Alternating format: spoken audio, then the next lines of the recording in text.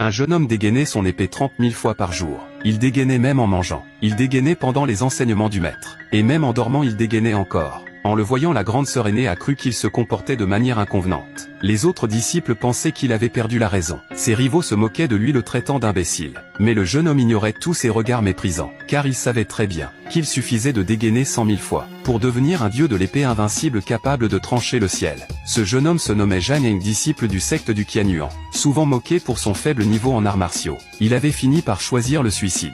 Mais lorsqu'il rouvrit les yeux, il avait mystérieusement obtenu un système de dégainement. Il suffisait de dégainer 100 000 fois pour maîtriser une technique d'épée légendaire et devenir invincible.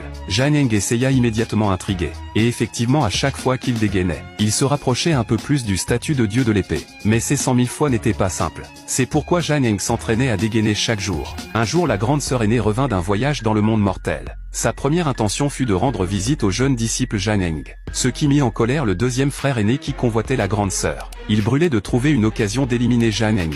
Lorsque la grande sœur aînée arriva joyeuse devant la porte de Zhang, elle le vit faire des gestes étranges. La grande sœur aînée fut très déçue. Elle n'aurait jamais imaginé que son disciple cadet était comme ça en privé. Un goujat qui en plein jour se livrait à des actes si ignobles. J'étais même inquiète pour lui. Tu ferais mieux de mourir ici et maintenant. Elle ne savait pas que Zhang dégainait joyeusement. Ravi, il s'entraînait à la technique d'épée allongée sur son lit. Soudain, le deuxième frère aîné enfonça la porte et reprocha à Zhang d'être un monstre et un rebelle, disant que la grande sœur était partie bouleversée, lui demandant ce qu'il lui avait fait. Zhang perplexe dit qu'il ne faisait que dégainer. Mais le deuxième frère aîné refusa de le croire et voulut le corriger. Heureusement, la grande sœur aînée entendit la dispute et revint sur ses pas. En voyant Zhang dégainer sans cesse, elle comprit enfin qu'elle s'était trompée sur son compte. Elle sortit un élixir qu'elle avait obtenu pour Zhang, disant qu'il pouvait soigner ses méridiens et améliorer ses aptitudes.